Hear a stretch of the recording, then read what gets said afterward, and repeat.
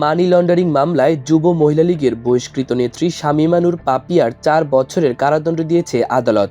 একই সঙ্গে ৫ লাখ টাকা জরিমানা করা হয়েছে। তবে এ মামলার অন্য ৪ আসামিদের খালাস দেওয়া হয়েছে। রোববার সকালে আদালত এ আদেশ দেন।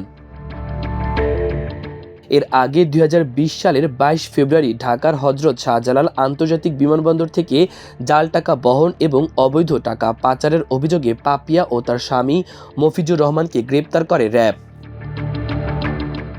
এরপর তাদের কাছ থেকে ৭টি পাসপোর্ট, ২,১২,২৭০ টাকা, ২৫,৬০০ জাল টাকা, ৩১০ ভারতীয় রুপি, ৪২০ শ্রীলঙ্কান মুদ্রা, ১১,০৯১ মার্কিন ডলার এবং ৭টি মোবাইল ফোন জব্দ করা হয়।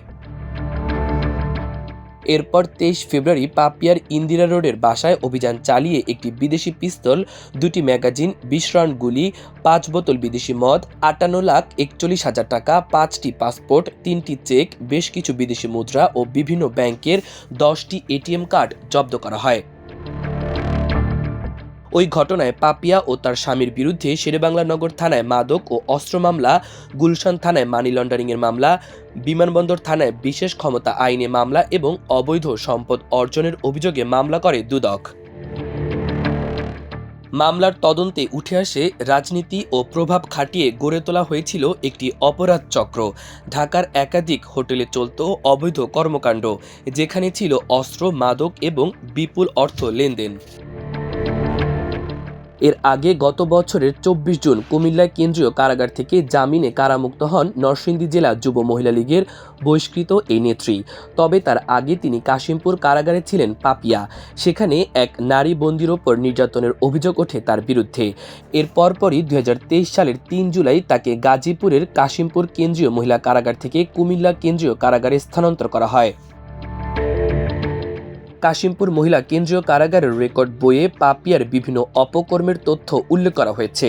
তাতে বলা হয়, পাপিয়া হাজতি, রুনা লায়লা ছাড়াও কয়েকজন বন্দীকে গালাগাল ও ভয়ভীতি দেখাতে আঘাত করেছেন।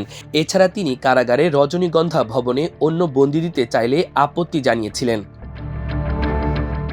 পাপিয়া গাজীপুরের তাজউদ্দিন আহমেদ মেডিকেল কলেজ হাসপাতালে আত্মীয় স্বজনের সঙ্গে দেখা করতে কারারক্ষীদের ঘুষ দেওয়ার চেষ্টা করেন। তিনি কর্তৃপক্ষের অনুমতি ছাড়াই ইচ্ছেমতো অন্য বন্দীদের সেল পরিবর্তন করতেন বলে অভিযোগ রয়েছে। তার কক্ষ তল্লাশি করে স্মার্টফোন ও চার্জার পাওয়া যায়। ঢাকার ৫ তারকা হোটেলে বিলাসবহুল কক্ষ ভাড়া নিয়ে অনৈতিক কর্মকাণ্ড চালাতেন পাপিয়া। আইন শৃঙ্খলা রক্ষাকারী বাহিনীর অভিযানের বিষয়ে আজ পেয়ে বিদেশে পালিয়ে যাওয়ার সময় ২০২০ সালের ২২ ফেব্রুয়ারি বিমানবন্দর থেকে পাপিয়া ও তার স্বামী মফিজুর রহমানকে গ্রেপ্তার করে র্যাব। এরপর পাপিয়াকে নরসিংদী জেলা যুব মহিলা লীগের সাধারণ সম্পাদকের পদ থেকে বহিষ্কার করা হয়।